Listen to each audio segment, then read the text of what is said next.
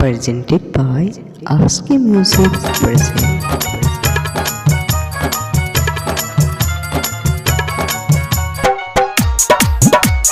DJ Vikas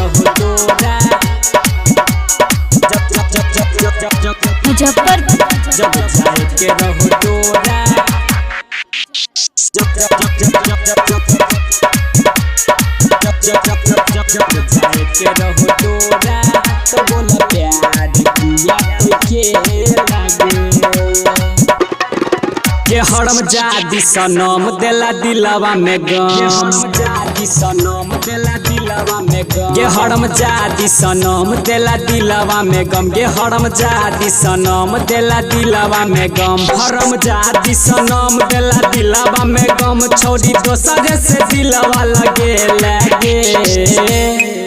जब जाए के रहो तोरा जब जाए के रहो तोरा तो बोला प्यार किया तो के लगे जब जाए के रहो तोरा तो बोला प्यार किया तो के लगे DJ Vikas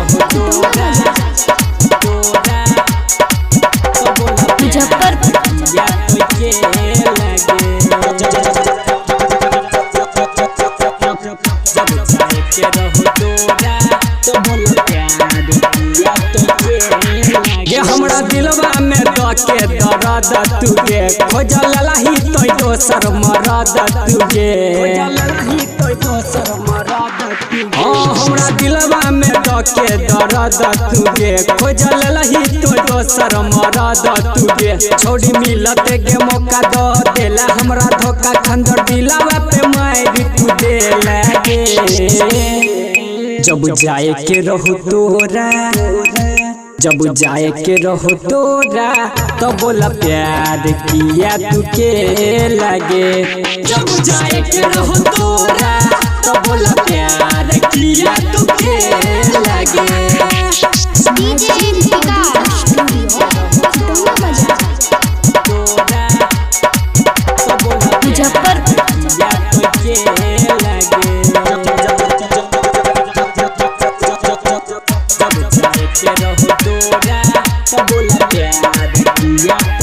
राइटर बीकेसी जीतो को नागे छोड़ी भातर परवीन के ले ले बना गे छोड़ी